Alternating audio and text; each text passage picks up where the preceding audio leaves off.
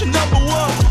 You ain't number one. What is up, my beautiful people? My name is G-Benz and welcome back to my channel. And today we're going to be talking about the new album by Mackenzie Nicole entitled Mystic.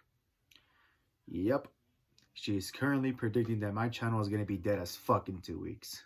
This could be considered Mackenzie Nicole's second studio album, which is a follow-up to her debut album that came out in 2018 called The Edge, which, for that being her first ever project to be released under the Strange music label, I personally think it was a pretty impressive first start for her to put her music out there. Mackenzie Nicole is a very young artist.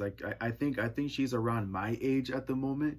You know, she started working with people like Tech9 and and Chris Calico and just a bunch of strange music artists, and she was around 15, 16. She was still in high school when she was starting out. And the fact that she has so much talent and so much potential to take the industry by the fucking balls at such a young age, that shit's pretty damn impressive for someone who is a really young person right now. Not that many young artists can say that they they have a lot of talent and are getting a lot of attention, right now at the age that they're first starting out in. I'm gonna be honest, pop music is probably the only genre that I really don't like. I don't really fuck with pop music. It's the one genre I would never listen to in my spare time.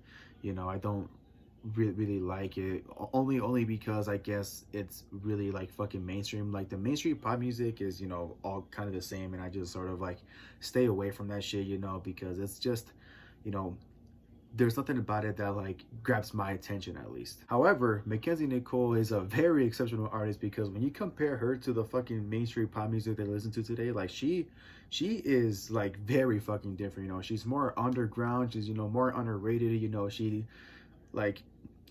She kind of tells a story with her music, and it's something that most pop music of today can't really do, for me at least. When I listen to a typical pop song, I don't really get it sort of oh, trying to tell me a story, having a much more deeper meaning behind it. It's more catchy tunes, something that comes up on the radio and everyone fucking knows because of just how overplayed it is. And Mackenzie Nicole is she is more trying to step out of the whole mainstream situation and just do the shit that she really loves, just doing the kind of music that she enjoys and that she hopes other people will also enjoy. Honestly, I was expecting Mystic to sort of have the same vibe that The Edge had, which is the typical more traditional pop music, what people would consider what pop music is, and just some pretty catchy tunes, with her really great vocals and just the catchy catchy value. But I'm gonna be honest, after hearing the whole fucking album on this, I just gotta say, Mackenzie, who the fuck hurt you, girl? Holy shit, this album was not anything I was fucking expecting. The Edge seemed more uplifting and more positive and just the kind of shit that makes you feel good. And Mystic is just a whole fucking dark album, which, yeah, it fucking it doesn't seem right, and it doesn't make sense, because when you think of pop music, you don't really think of a sort of dark vibe. But yes, it's more dark, it's more depressing, it's sad as fuck. It gets you in your feelings.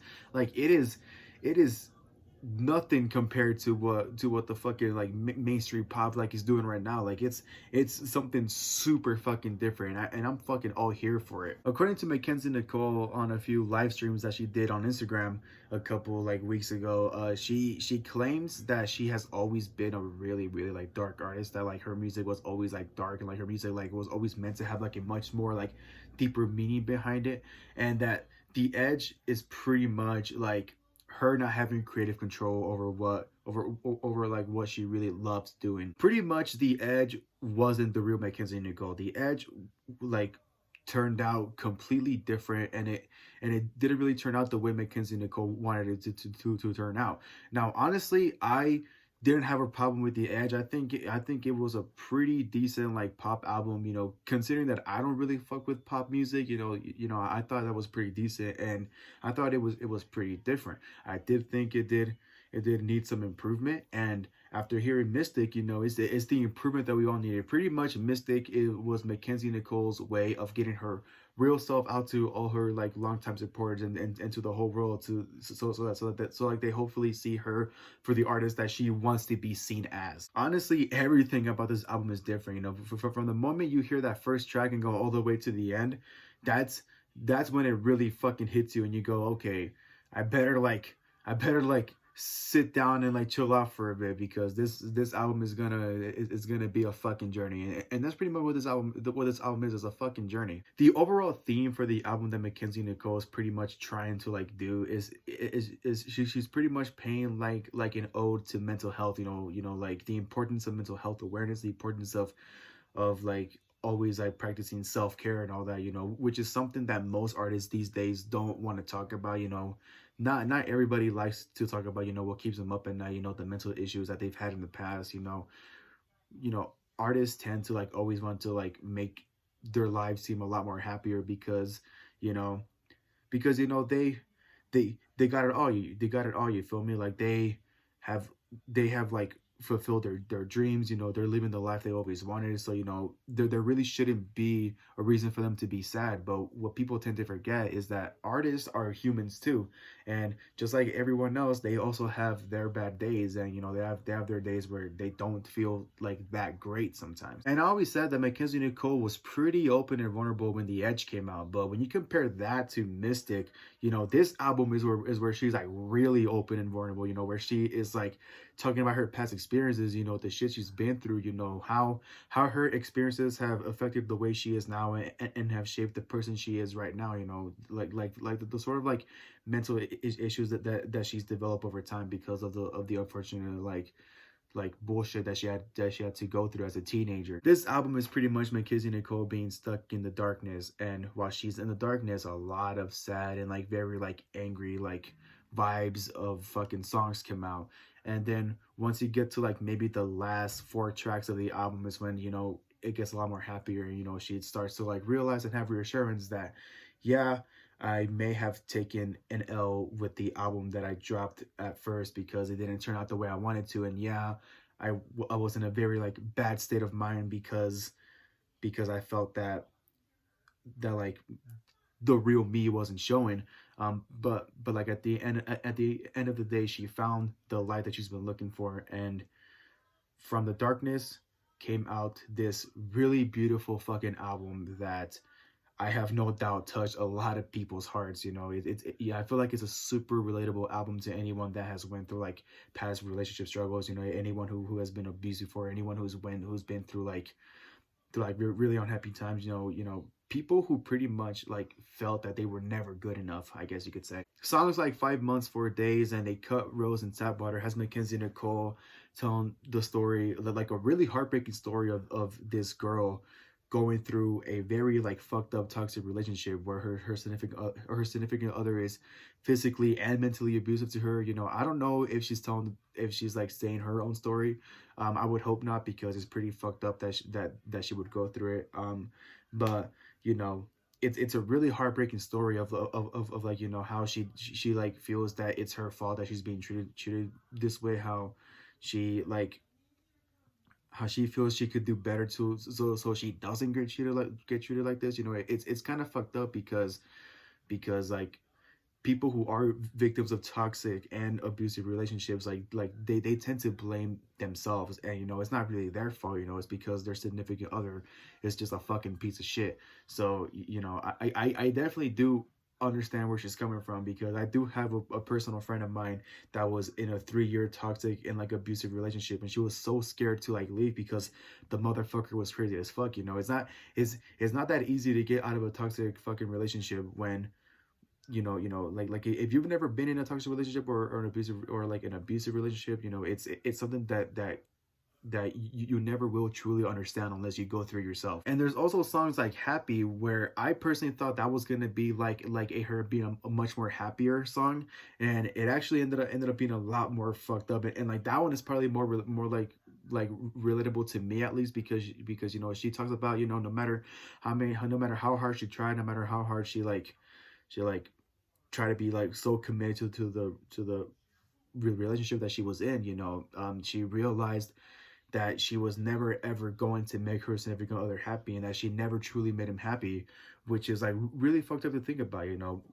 Like when when you put so much hard work and dedication and commitment to a relationship, and just seeing that you never really made your significant other happy, just like feels like a big time waster and a big like slap to the face, because you know you try so hard to make someone happy, and you know it just doesn't work out. But at the end of the day, there are still songs like "I Still Hope That You're Okay," where Mackenzie Nicole like does like see that that relationship wasn't good for her, but she still wishes her significant other, nothing but happiness and nothing but the best, and just pretty much like wishes like just sends a lot of like good positive vibes, and just doesn't like feel pissed off or like wish any ill on her like past ex significant other, which I think is something that we all like need need to like be better at like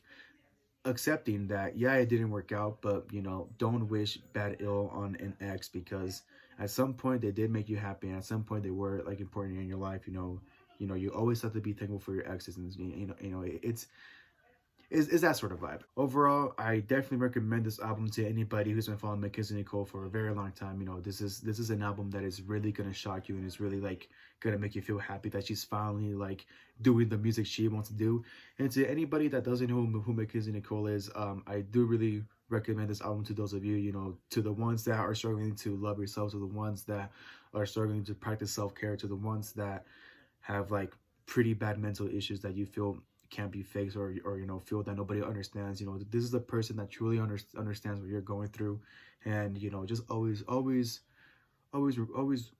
remember that it's not going to stay like this forever, and always keep your head up, and find help if you need it, because I promise you, you will always like have to need help. And don't just don't try to like do it on your own, because it's a lot more better when you have like people around you that do care about you, and that do really want to help you. So please always find help, and just stay just take care of yourself, I guess what I'm trying to say.